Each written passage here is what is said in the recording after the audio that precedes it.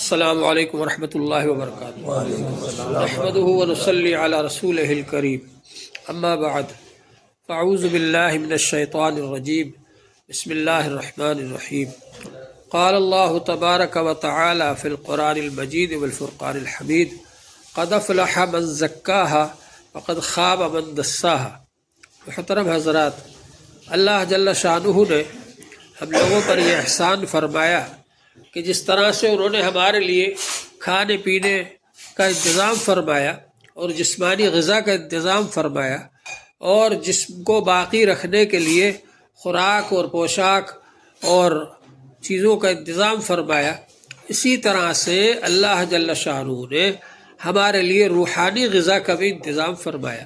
اور وہ روحانی غذا کیا ہے؟ وہ ہے اللہ کا ذکر۔ روحانی غذا کی وجہ سے انسان کی روحانی زندگی باقی رہتی ہے۔ حضور پاک صلی اللہ علیہ وآلہ وسلم نے ارشاد فرمایا، مثل الذی یذکر ربہ والذی لا یذکر مثل الحی والمیت۔ اللہ کو یاد کرنے والے کی مثال اور جو اللہ کو یاد نہیں کرتا اس کی مثال، ان دونوں کی مثال ایسی ہے جیسے زندہ اور مردہ۔ اللہ کو یاد کرنے والا زندہ ہے اور جو اللہ کو یاد نہیں کرتا وہ مردہ ہے۔ تو ذکر جو ہے ایسی چیز ہے کہ اس کے ذریعے انسان کو روحانی زندگی حاصل ہوتی ہے، اس کی روحانیت زندہ رہتی ہے اس کے ذریعے سے۔ اللہ تبارک و تعالی نے ہمارے لیے قرآن پاک نازل فرمایا۔ قرآن پاک کی تلاوت سے بھی اللہ تعالی کا نور حاصل ہوتا ہے۔ قرآن پاک پڑھنے والا ایسا ہے جیسا کہ وہ اللہ تعالیٰ سے باتیں کر رہا ہے۔ قرآن پاک کو اللہ تبارک و تعالیٰ نے نازل فرمایا، یہ اللہ کا کلام ہے، یہ انسان کا کلام نہیں ہے، اللہ کا کلام ہے۔ حضور پاک صلی اللہ علیہ وآلہ وسلم نے فرمایا، انسان کو سب سے زیادہ قرب حاصل ہوتا ہے اللہ کا تلاوت کی وجہ سے، کیونکہ یہ تلاوت جس کو کر رہا ہے قرآن پاک کو، یہ اللہ کی طرف سے ہی آیا۔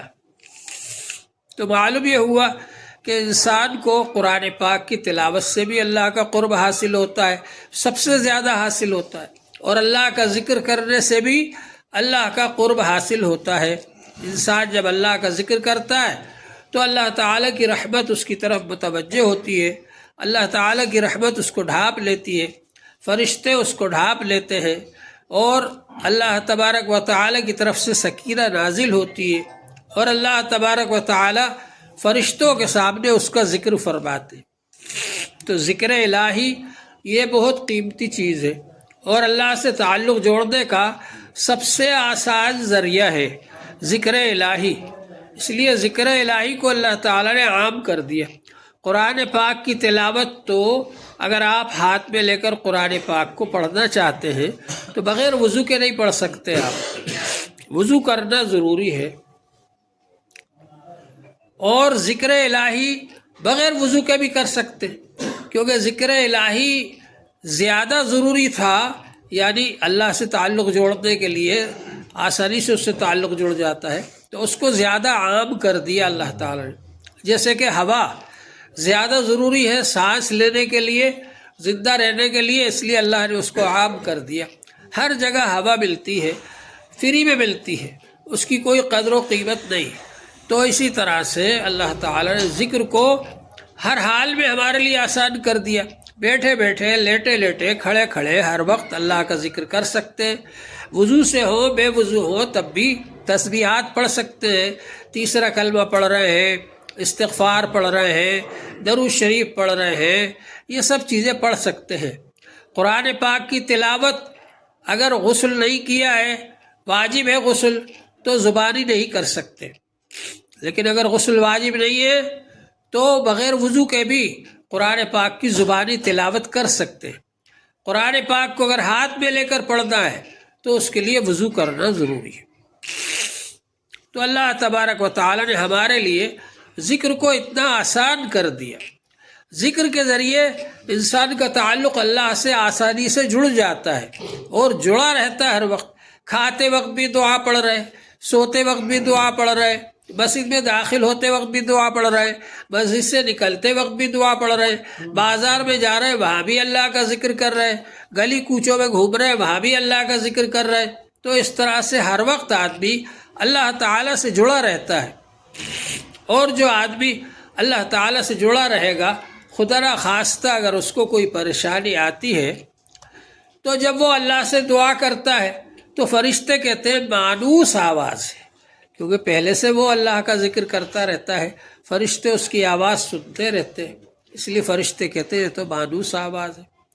اور اگر کوئی اللہ کا ذکر نہیں کرتا اور پھر جب پریشانی آتی ہے پھر اللہ سے دعا کرتا ہے تو فرشتے کہتے ہیں غیر مانوس آواز ہے، یعنی پہلے تو اللہ کو یاد نہیں کرتا تھا یہ، اب پریشانی آ گئی تو اب اللہ کو یاد کر رہا ہے۔ تو اللہ تعالیٰ کو ہر وقت یاد کرتے رہنا چاہیے، فی السراء والضراء، خوشحالی میں بھی اور مصیبت اور تکلیف میں بھی ہر وقت اللہ کو یاد کرتے رہنا چاہیے۔ خوشحالی میں اللہ کا شکر ادا کرے کہ اس نے جو نعمت ہم کو دی ہے یہ اللہ تعالیٰ کا احسان ہے، اگر اللہ تعالیٰ یہ نعمت نہیں دیتے تو کوئی ہم کو دینے والا نہیں تھا۔ اور تکلیف اور مصیبت میں بھی اللہ کا شکر ادا کرے اور اللہ سے ہی مدد مانگے۔ ایک بار حضرت حاجی امداد اللہ صاحب مہاجر مکی رحمۃ اللہ علیہ یہ فرما رہے تھے مجلس میں کہ خوشحالی بھی اور تندرستی بھی اللہ کی نعمت ہے اور بیماری بھی اللہ کی نعمت ہے۔ اسی درمیان میں ایک صاحب آ گئے اور کہنے لگے حضرت میرے لیے دعا فرما دیجئے، میں بہت بیمار ہوں، میرے لیے دعا فرما دیجیے آپ۔ اب لوگوں نے سوچا اب دیکھو ابھی تو کہہ رہے تھے بیماری نعمت ہے، اب کیا دعا کرتے ہیں یہ؟ تو حضرت نے دعا فرمائی اے اللہ تعالیٰ بیماری بھی آپ کی نعمت ہے، تندرستی بھی آپ کی نعمت ہے، لیکن یہ بندہ کمزور ہے، یہ آپ کی بیماری والی نعمت کو برداشت نہیں کر پا رہا ہے، اپنی مہربانی سے آپ اس کو تندرستی والی نعمت عطا فرما دیجیے۔ تو اللہ والے کیونکہ جو بھی حال ہے وہ سب اللہ تعالیٰ کی طرف سے ہے، محبوب کی طرف سے جب کوئی حال پیش آتا ہے اس پر راضی ہوتے ہیں، اس سے خوش ہوتے ہیں، اس سے ناراض نہیں ہوتے، کیونکہ یہ اللہ تعالیٰ کی بھیجی ہوئی ہے، بیماری بھی اللہ کی بھیجی ہوئی ہے، تندرستی بھی اللہ کی دی ہوئی ہے۔ اسی طرح سے جو بھی چیزیں اللہ تعالیٰ کی طرف سے آتی ہے، جو بھی حال اللہ تعالیٰ کی طرف سے آتا ہے اس پر راضی رہتے ہیں، اس کو کہتے ہیں رضا بالقضاء، یعنی اللہ کی طرف سے جو فیصلہ ہے اس پر ہم راضی ہیں۔ اللہ تبارک و تعالی جس حال میں رکھنا چاہتے ہیں اس حال میں ہم خوش ہیں، اور ہر حال میں اللہ کی تعریف کرتے رہے، الحمدللہ علی کل حال، ہر حال میں اللہ کی تعریف کرے۔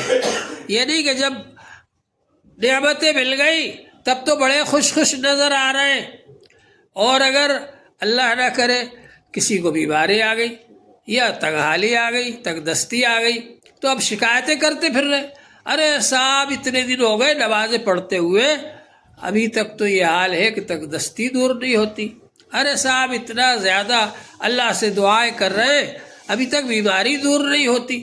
تو شکایتیں نہیں کرنا چاہیے، اللہ تعالیٰ جس حال میں رکھے اس حال پر آدمی راضی رہے۔ ایک بزرگ تھے شاہ دولہ، ان سے آ کر لوگوں نے کہا حضرت سیلاب آ رہا ہے، کہ پھاوڑا لاؤ، پھاوڑا لائے تو جدھر کو پانی بہ رہا تھا ادھر، اور انہوں نے پھاوڑے سے مٹی کو کھینچ کر کے گڑھا کر دیا۔ تو لوگوں نے کہا حضرت یہ کیا آپ نے؟ تو انہوں نے کہا جدھر مولا ادھر شاہ دولہ، مولا نے سیلاب بھیجا ہے تو میں نے اور گڑھا کر دیا کہ اور آ جائے پانی۔ تو اللہ والے جو ہوتے ہیں وہ اللہ تعالیٰ کی طرف سے جو بھی حال آتا ہے اس حال پر راضی رہتے ہیں۔ مصیبت آ رہی ہے اس پر بھی راضی ہے کہ یہ بھی اللہ تعالیٰ کی طرف سے ہے، اور خوشی آ رہی ہے وہ بھی اللہ تعالیٰ کی طرف سے ہے، اور دونوں حالتوں میں اللہ تعالیٰ کی تعریف کرتے ہیں کہ اللہ تعالیٰ آپ جس حال میں رکھیں ہم اس پر راضی ہیں اور خوش ہیں۔ تو اللہ تبارک و تعالیٰ کا ذکر کرتے کرتے آدمی کا تعلق اللہ سے ایسا جڑ جائے کہ وہ ہر حال میں اللہ سے راضی رہے، اور اپنی خواہشات کو فنا کر دے اللہ کی رضا میں۔ ہماری کوئی خواہش نہیں، ہماری کوئی چاہت نہیں، ہمارا کوئی مقصد نہیں، اللہ جو چاہ رہے اللہ کی رضا میں ہم نے اپنی رضا کو فنا کر دیا، یہ ہے۔ اور اگر اپنی خواہشات کو ہی خدا بنا لیا تو پھر اس کے لیے بڑی وعید آئی ہے اللہ تعالیٰ کی طرف سے۔ افرأیت من اتخذ الہہ ہوا، کیا اس کو دیکھا جس نے اپنی خواہشات کو ہی خدا بنا لیا؟ خواہشات کو خدا نہیں بنانا ہے، خواہشات کو تابع رکھنا ہے اللہ کے حکم کے۔ حضور پاک صلی اللہ علیہ وآلہ وسلم نے ارشاد فرمایا ہے، الکیس من دان نفسہ، عقل مند آدمی ہوشیار وہ ہے جو اپنے نفس کو قابو میں رکھے، نفس کو بے قابو نہ چھوڑ دے، جو چاہا کھا لیا، حلال حرام ادھر سے ادھر سے، چوری کا رشوت کا جو چاہا کھا لیا، ایسا بے قابو نہ چھوڑ دے نفس کو۔ الکیس من دان نفسہ، عقل مند ہوشیار وہ آدمی ہے جو اپنے نفس پر قابو رکھے اور اللہ تبارک و تعالی سے امیدیں رکھے، اللہ تبارک و تعالی کی اطاعت کرتا رہے۔ وعمل لما بعد الموت، موت کے بعد کے لیے تیاری کرتا رہے، ایسے عمل کرتا رہے کہ اللہ تعالیٰ موت کے بعد اس پر اجر و ثواب عطا فرمائے، سزائے نہ دے۔ الکیس من دان نفسہ وعمل لما بعد الموت، والعاجز من اتبع نفسہ ہواہا وتمنی علی اللہ، اور عاجز وہ آدمی ہے جو کہ اپنے نفس کو اپنی خواہشات کے پیچھے لگا دے، جو دل میں آیا وہ کر لیا، جو دل میں آیا وہ کر لیا، جس چیز کو دل چاہا وہ کر لیا، چاہے حلال ہو حرام ہو، جائز ہو ناجائز ہو، صحیح طریقہ ہو غلط طریقہ ہو۔ تو یہ کیا ہے؟ اپنے نفس کو اپنی خواہش کا تابع بنا دیا اس نے۔ وتمنی علی اللہ، اور اللہ سے تمنائیں رکھتا ہے، میاں اللہ بڑے غفور الرحیم ہیں، وہ تو ہم کو معافی کر دیں گے، ارے ہم تو کلمہ پڑھنے والے ہیں، ہم تو سیدھے جنت میں جائیں گے۔ یہ سب باتیں جو ہیں آدمی سوچتا رہے اور کام وہ کرتا رہے جس کی وجہ سے اللہ تعالیٰ کی طرف سے پکڑ آتی ہے اور پھر مواخذہ ہوتا ہے اور پھر اس پر سزا ملتی ہے۔ تو ان چیزوں سے ہم کو بچنا چاہیے۔ ہماری کوشش یہ ہونا چاہیے کہ ہم اللہ تبارک و تعالیٰ کے حکم کی اتباع کرتے رہیں، رسول پاک صلی اللہ علیہ وآلہ وسلم کے طریقوں کی اتباع کرتے رہیں اور ان کاموں سے بچیں جو کام اللہ کی ناراضگی والے کام ہیں۔ یہ ذکر کرتے کرتے آدمی کے اندر یہ بات پیدا ہو جاتی ہے، جب دل کا تعلق اللہ سے جڑ جاتا ہے تو پھر اعضاء اور جوارے بھی کوئی کام کرتے وقت یہ سوچتے ہیں کہ اس کام سے اللہ راضی ہو گئے یا ناراض ہو گئے، اور پھر جب وہ یہ سوچ کر کے کرتا ہے تو اللہ کی رضا کے کام کرتا ہے اور اللہ کے ناراضگی والے کاموں سے بچتا ہے۔ اسی طرح اس کے اندر تقویٰ آ جاتا ہے۔ تقویٰ کہتے ہیں گناہوں سے بچنے کو، تقویٰ کہتے ہیں برائی سے بچنے کو، اللہ کی سزا کو سوچ کر آدمی گناہ سے بچے، یہ ہے تقویٰ۔ کسی اور وجہ سے گناہ سے بچ گیا تو وہ تقویٰ نہیں ہے۔ تقویٰ یہ ہے کہ اللہ کا نام سوچ کر، اللہ کی سزا کو سوچ کر آدمی گناہوں سے بچ جائے، یہ تقویٰ ہے۔ تو تقویٰ ہمارے اندر آ جائے، اللہ سے اتنا تعلق جڑ جائے کہ آدمی گناہ کرتے وقت فوراً اس کا قدم رک جائے، بریک لگ جائے اور یہ سوچے کہ اگر اللہ تعالیٰ ناراض ہو گئے اس بات سے تو اللہ تعالیٰ سزا دیں گے، اور اللہ کی سزا سے بچنے کے لیے گناہ سے رک جائے، یہ ہے تقویٰ۔ تو بہرحال یہ جو ذکر الہی ہے اس سے اللہ سے بھی تعلق جڑتا ہے اور اطاعت کا جذبہ بھی پیدا ہوتا ہے اور گناہوں سے بچنے کا جذبہ بھی پیدا ہوتا ہے۔ اللہ جل شانہ ہم سب کو اس کی توفیق عطا فرمائے۔